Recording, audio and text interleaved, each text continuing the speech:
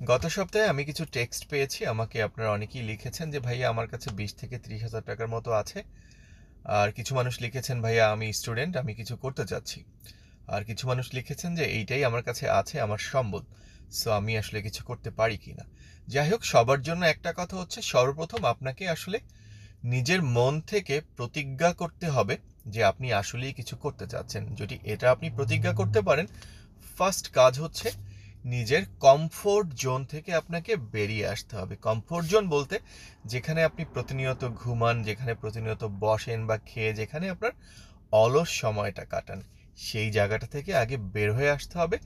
নিজেকে নিজে শক্তিশালী তৈরি করে যে আমি করব, আমাকে দিয়েই হবে।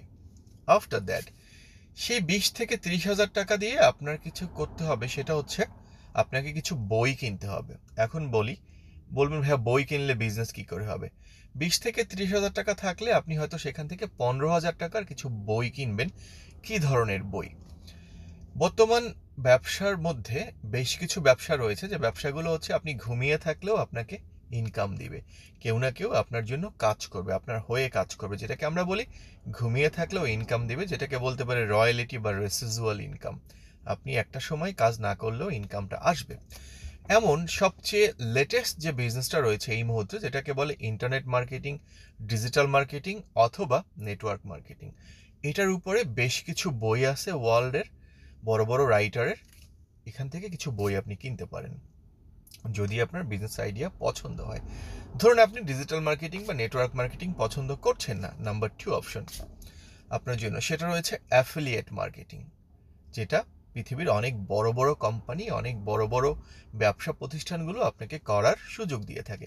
মনে রাখবেন অবশ্যই যেন এটা ইন্টারন্যাশনাল কোম্পানি হয়।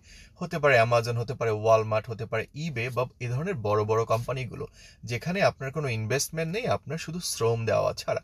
একটা সময় এই শ্রমটা আপনাকে রয়্যালিটি বা রেসিজুয়াল ইনকাম দিতে পারে। প্রথম শিখতে হবে সেই বইগুলো কিনে।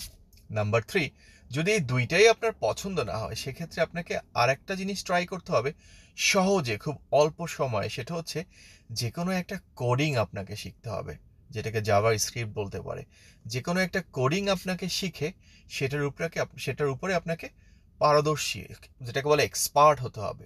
আপনি যদি একটা কোডিং জানেন, যে কোনো কোডিং মিনস কম্পিউটার ল্যাঙ্গুয়েজ, একটা কম্পিউটারে বসে আপনি ইন্টারন্যাশনালি কোড জানলে পৃথিবীর অনেক বড় বড় দেশ থেকে আপনাকে হায়ার করবে।